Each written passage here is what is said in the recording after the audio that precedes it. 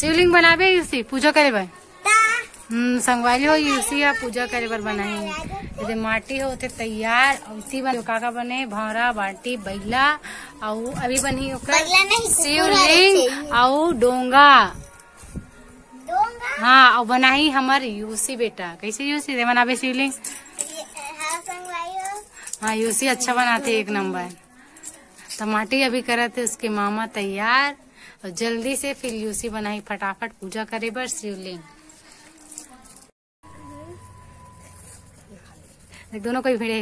हाँ चलो जल्दी जल्दी बना काकर जल्दी फास्ट बनते वो काकर अच्छा बनते।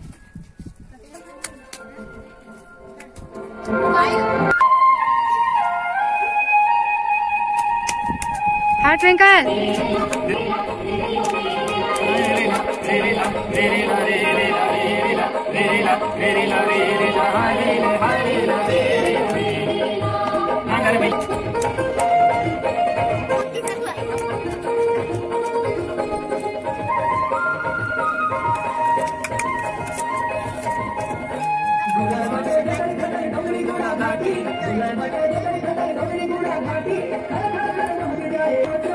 सुंदर